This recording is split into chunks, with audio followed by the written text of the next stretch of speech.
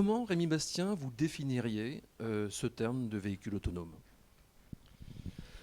Alors, c'est du coup un terme qui est générique et qui est sans doute un peu large. Ça va d'une voiture qui peut se garer toute seule, et ça existe déjà. Nos compères de Valeo ont beaucoup œuvré dans ce sens-là. Et ça pourra aller peut-être un jour, c'est une private joke aussi avec mes collègues, à une voiture capable de traverser la ville de Bombay aux heures de pointe toute seule. Entre ces deux extrêmes, il va y avoir des étapes, et tout est dans la montée en puissance de la délégation de conduite, alors qui peut être, je dirais, dans deux dimensions. Il y a sur quelle zone de fonctionnement.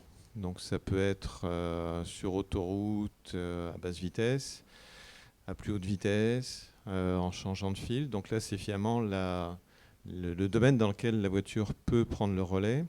Et puis en profondeur. Alors, les analyses qui ont été faites chez nous sur le véhicule connecté montrent que plus de 50% des clients de l'opérateur, et on estime que 95% des clients d'un opérateur télécom ont un mobile et un véhicule, ils sont tous intéressés par la connectivité. Ils ont besoin de cette connectivité dans leur activité professionnelle, ils en ont besoin dans leur vie de tous les jours à leur domicile, et ils ne peuvent pas non plus se passer de cette connectivité lorsqu'ils sont dans leur véhicule. Et que recherchent-ils dans le véhicule connecté? Et là, on pourrait essayer d'élargir la définition du véhicule connecté. C'est la sécurité en numéro un.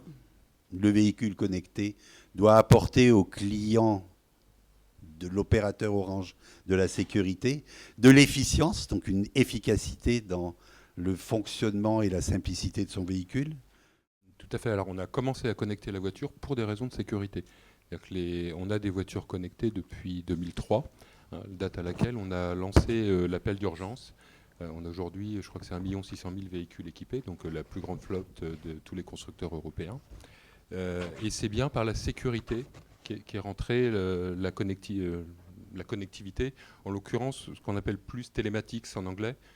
Quand on veut connecter la voiture, on peut la connecter directement au cloud ou à des opérateurs téléphoniques. On va dire ça, c'est la voiture est directement connectée, ou la connecter au smartphone, mais encore à d'autres choses. On va la connecter à des infrastructures routières. C'est tous les travaux. Quand je dis smartphone, effectivement, c'est smart device. C'est ce que le client a avec lui.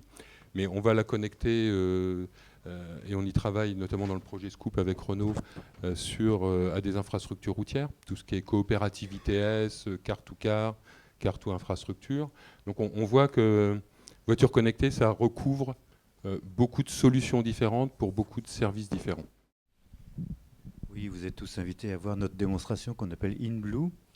Donc tout simplement, au lieu d'avoir une télécommande, vous utilisez votre téléphone très simplement en cliquant sur l'application pour ouvrir et fermer votre véhicule. Ensuite, vous pouvez démarrer votre véhicule en posant tout simplement le smartphone sur la console centrale. Alors ça, c'est une application qui peut vous simplifier la vie, pas avoir un trousseau de clés dans la poche, mais c'est pas génial. Mais vous pouvez profiter de toutes les possibilités du smartphone, un grand écran, donc vous pouvez localiser votre véhicule, pardon. Vous pouvez dialoguer avec le téléphone et la voiture, par exemple pour avoir le niveau d'essence, etc.